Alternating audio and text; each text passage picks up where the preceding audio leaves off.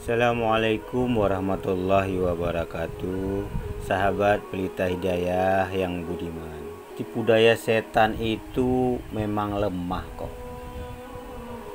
Kalau kemudian terlihat besar, bisa menguasai manusia, bukan berarti setan memang luar biasa. Setan itu biasa-biasa saja. Tapi kita umat manusia yang luar biasa lemahnya. Manusia itu teramat sangat lemah. Setan itu tidak punya daya memaksa manusia agar patuh dan tunduk kepada perintah. Setan hanya punya kemampuan menyeru dan mengajak saja, tidak lebih dan tidak kurang. Yang namanya sekedar menyeru dan mengajak, kalau yang diajak atau yang diseru tidak menghiraukannya, ya seperti tidak terjadi apa-apa. Seruan itu akan seperti angin lalu saja. Ucapan setan kelak di hari kiamat saat menanggapi manusia yang mengikutinya, sebagaimana firman Allah dalam Quran surat Ibrahim ayat 22. Sekali-kali tidak ada kekuasaan bagiku terhadap kalian, melainkan sekedar aku menyeru kalian, lalu kalian mematuhi seruanku. Oleh sebab itu, janganlah kalian mencercaku, akan tetapi cercalah diri kalian sendiri. Kalaupun setan punya kelebihan, ia pintar menjadikan objek maksiat dan durhaka kepada Allah Subhanahu wa taala terlihat manis dan menggiurkan dalam pandangan mata, pendengaran, hati, dan pikiran manusia. Di bidang inilah setan harus diakui memang sangat lihai dan sangat brilian. Kelebihan yang lain adalah lihai mengolah kebohongan menjadi sebuah janji yang menggiurkan. Kebohongan dan dusta dibungkus dengan sangat rapi lagi manis sehingga menjadi gula-gula bagi manusia. Maksiat terasa nikmat, dosa terasa nyaman dirasa, keculasan terasa membanggakan, ketidakjujuran terasa menggiurkan, panah api terasa nikmat di hati. Kita pun sering tidak menyadari terperangkap dalam janji dan bualan setan yang keji. Padahal setan itu tidak menjanjikan mereka selain dari tipu daya belaka. Quran surah An-Nisa ayat 120. Dibohongi pendusta kok ya selalu mau. Kayak sapi yang dicolok hidungnya, dituntun dan ditarik kemanapun selalu manut dan nurut. Astagfirullahaladzim.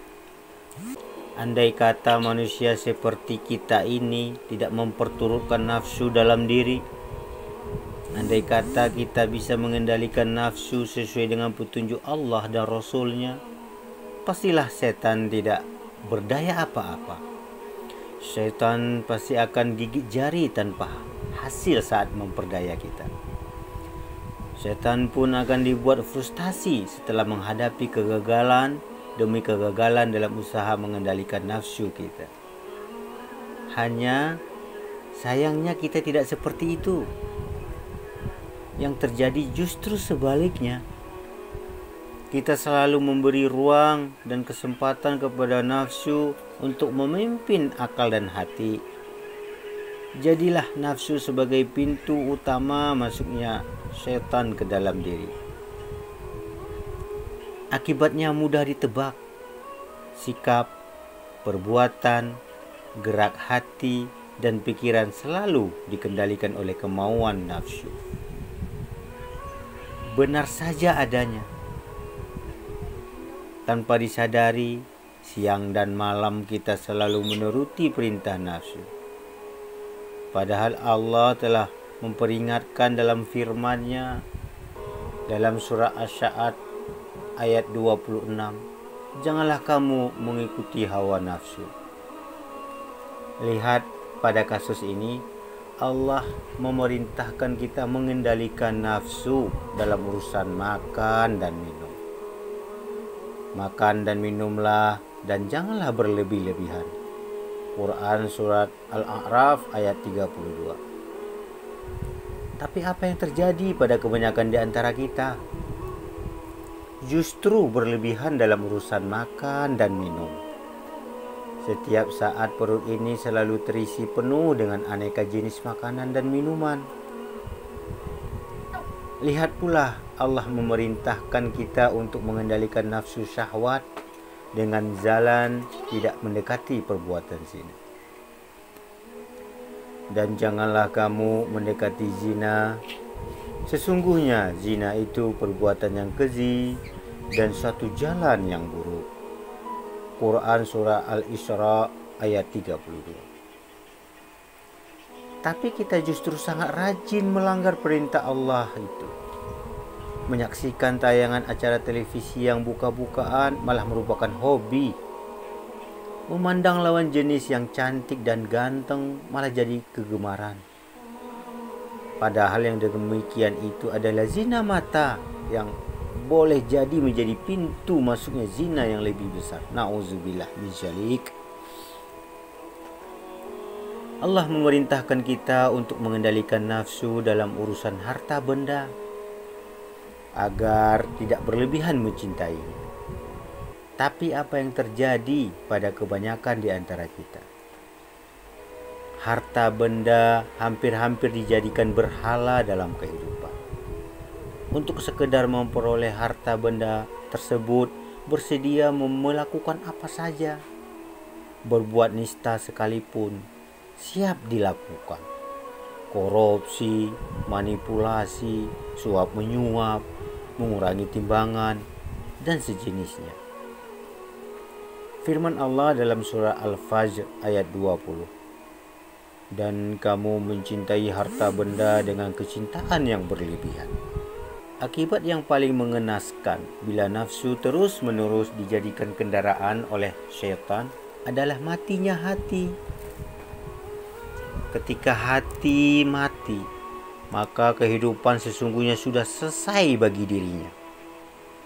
Yang berjalan itu hanya jasad semata. Sementara lentera hati yang menjadi pelita dalam hidup sudah tidak lagi memancarkan sinarnya. Respon hati terhadap realitas hidup kacau balau. Ingin tahu contohnya? Coba diingat kembali kenangan saat diri kita ini berbuat kesalahan di kantor atau di rumah. Hati dan pikiran rasanya tidak tenang, resah dan gelisah. Apalagi setelah ketahuan dan mendapat teguran. Apakah perasaan seperti itu juga terjadi di hati kita saat kita berbuat dosa dan maksiat kepada Allah SWT? Apakah hati kita menjadi tidak tenang, resah dan gelisah kerana memikirkan ketakutan akan murka, laknat dan azab Allah SWT? Jangan-jangan kita ini malah tenang-tenang saja, seperti tidak terjadi apa-apa. Astaghfirullahalazim. Ketika menyadari semua itu, kita memang harus introspeksi diri untuk menata kembali hati dan pikiran kita. Ditata agar terus-menerus bisa menyadari untuk memusuhi syaitan di sepanjang umur yang tersisa. Insya Allah tersedia banyak jalan bagi siapapun yang bersungguh-sungguh bermaksud membentengi diri dari pengaruh syaitan. Walau syaitan dari jenis jin tidak kelihatan, pengaruhnya tetap bisa dinetralisir. Kita bangun dan kokohkan kembali benteng utama kita yang berada di dalam dada. Benteng itu bernama keimanan kepada hari akhir, di mana kita akan menghadapi hari pengadilan atas segala perbuatan selama hidup. Kuatkan keinginan untuk bisa masuk ke dalam golongan orang-orang yang selamat kelak di hari akhir. Kalau keinginan itu sudah tertanam kuat dalam hati, maka segala sesuatu yang menjadi penghalang akan terasa ringan untuk disingkirkan, termasuk rayuan gombalan syaitan. Kita akan mampu melihat segala sesuatu secara jernih, sehingga bisa memilih dan memilah. Perilaku, sikap, dan perbuatan kita akan terbimbing dengan sendirinya. Ketika kita melakukan apapun berupa kebaikan dalam hidup, dasarnya karena mengharap keselamatan di hari akhir. Demikian pula, kita tidak melakukan apapun berupa kemungkaran karena kita mengharap keselamatan di hari akhir. Tentu sebaik-baik usaha membentengi diri dari godaan syaitan adalah bersandar kepada karunia dan rahmat Allah Subhanahu wa taala. Sebab itu, kalau kita terus-menerus siang dan malam mengerahkan hati dan pikiran untuk melawan godaan syaitan yang terkutuk itu, maka kita akan mengalami kelelahan yang luar biasa dalam hidup. Bisa-bisa seluruh energi hati dan pikiran akan terkuras habis hanya untuk menangkal godaan syaitan. Padahal Allah telah menyediakan sebuah benteng yang sangat kokoh yang tidak mungkin tertembus oleh syaitan. Siapapun bisa membentengi benteng itu dalam dirinya dalam waktu singkat. Benteng itu bernama zikir kepada Allah dengan bacaan sebagaimana telah diajarkan oleh Rasulullah sallallahu alaihi wasallam. Barang siapa yang mengucapkan la ilaha illallah wahdahu la syarikalah 100 kali dalam sehari, ia akan dilindungi dari syaitan pada hari tersebut hingga sore hari. Sahabat yang budiman, semoga kisah ini menjadi pengingat bagi kita semua bahwa selama nafas masih ada, pintu taubat Allah Subhanahu wa taala selalu terbuka. Jangan tunggu tua, jangan tunggu sakit. Mari kita kembali kepadanya sekarang juga. Sampai jumpa di video berikutnya. Semoga Allah senantiasa membimbing langkah kita. Kalau kisah ini menyentuh hati kamu, jangan lupa share ke teman atau keluarga. Yuk kita saling mengingatkan dalam kebaikan. Like, komen pendapat kamu di bawah, dan subscribe supaya nggak ketinggalan kisah inspiratif lainnya. Wassalamualaikum warahmatullahi wabarakatuh.